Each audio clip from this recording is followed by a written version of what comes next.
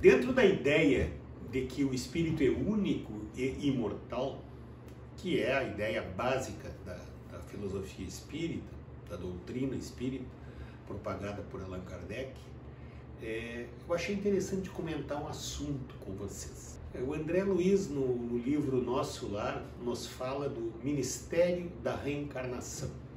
Nesse Ministério da Reencarnação, toda a encarnação tem um planejamento, como se fosse uma casa. E essa nova reencarnação, muitas vezes, tem a participação do próprio ser reencarnante. De tal forma que, no momento da concepção desse espírito, dessa nova reencarnação, que foi a união do óvulo com o espermatozoide, nós já temos ali o primeiro passo para uma reencarnação. No entanto, são necessários 9 longos meses para que este espírito se acostume com a ideia de voltar a ocupar um corpo físico. E quando chega no momento do nascimento, quando tem o primeiro choro, ali se deu a reencarnação propriamente dita.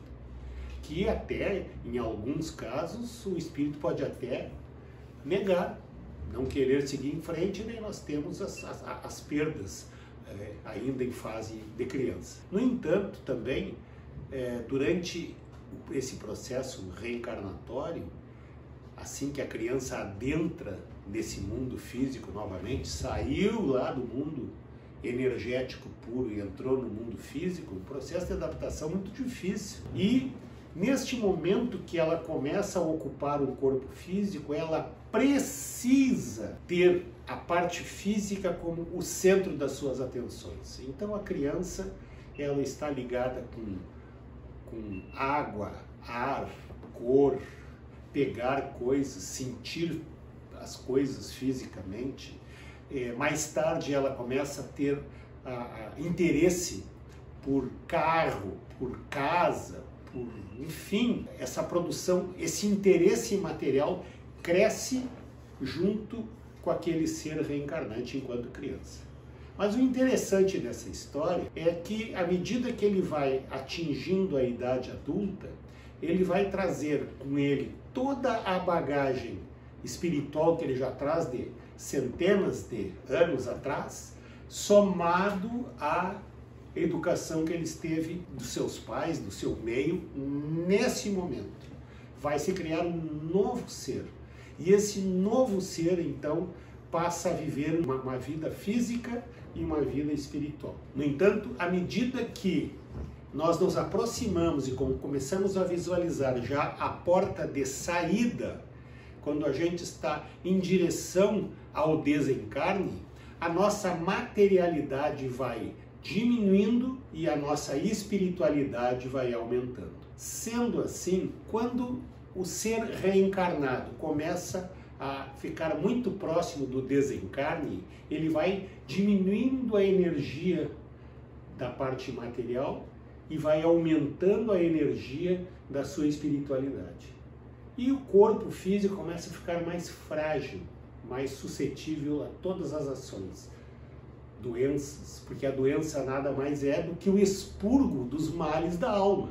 Quais são os males da alma? Orgulho, ódio, violência, enfim, né? Essas coisas todas. Nós precisamos, no processo evolutivo do espírito, ir melhorando encarnação a encarnação. E se a gente quiser chegar mais puro de volta lá no plano espiritual, nós precisamos purgar isso em formato de quê? Em formato de doença.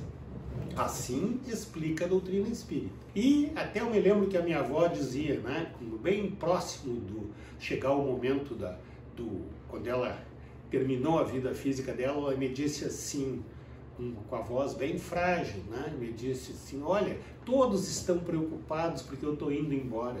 Mas é sempre assim, os outros que ficam preocupados. Nós que estamos no processo, estamos absolutamente preparados. Então eu acredito que durante o exercício da nossa vida física, nós podemos fazer coisas que melhoram muito o nosso retorno para a vida espiritual. Termos menos inveja, se nós conseguirmos sentir menos ódio, se nós, frente a problemas, tivermos menos raiva, se nós conseguirmos conduzir as nossas atitudes e as nossas emoções de uma maneira mais equilibrada, certamente nós estamos dentro de um processo evolutivo que vai nos levar a um desencarne muito mais tranquilo.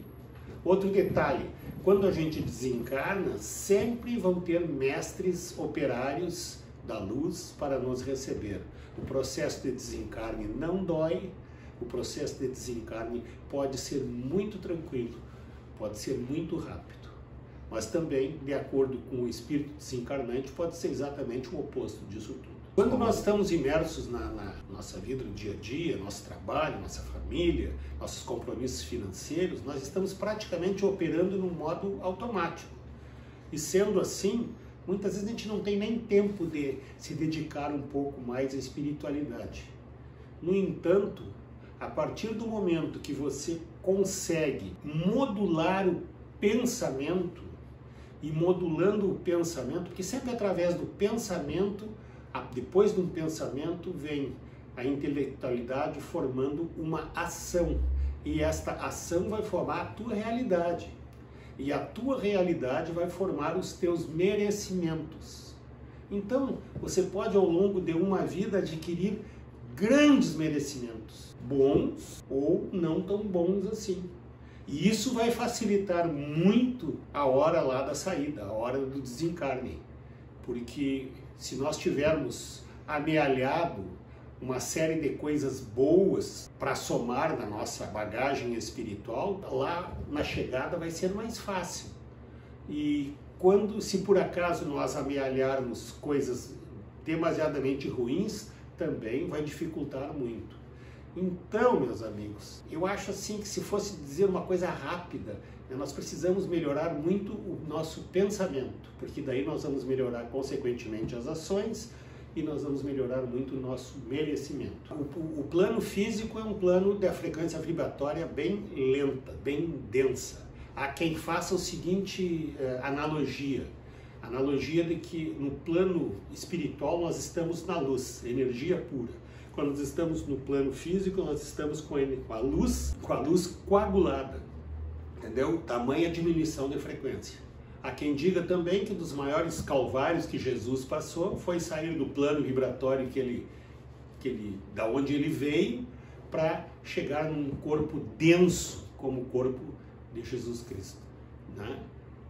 Tem outras máximas que dizem assim, que todos riam e só eu chorava na hora do meu nascimento, mas na hora que eu parti, todos choravam, somente eu ria.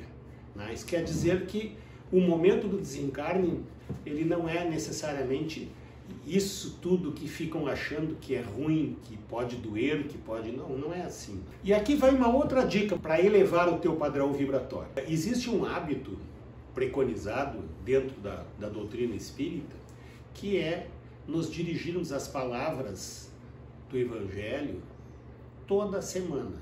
Não é uma coisa tão pesada. 15, 30 minutos num determinado dia da semana, numa determinada hora da semana, que a família consiga se reunir, é um avanço magnífico, porque essa dosagem homeopática das palavras do Evangelho em qualquer família é sem dúvida um grande avanço. Se por acaso você não consegue reunir todos os teus filhos, tua esposa, os teus parentes mais próximos do Evangelho no Lar, que eu sei que é muito difícil, você pode fazer o Evangelho no Lar até sozinho, né? Vai estar fortalecendo o teu próprio espírito.